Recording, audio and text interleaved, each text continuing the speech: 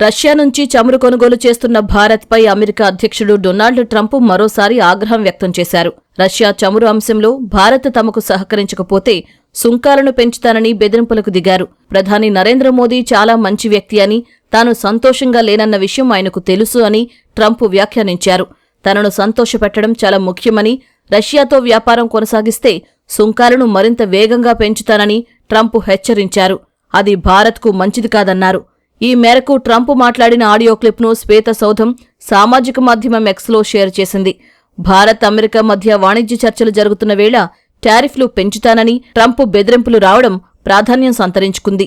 కొన్ని నెలల కిందట మోదీ తనతో మాట్లాడుతూ రష్యా నుంచి చమురు కొనుగోళ్లను ఆపేస్తానని హామీ ఇచ్చినట్లు ప్రకటించి ట్రంప్ సంచలన వ్యాఖ్యలు చేశారు. ఇప్పుడు తాజాగా బెదిరింపులకు దిగారు. And it was important to make me happy. They do trade. And we can raise tariffs on them very quickly.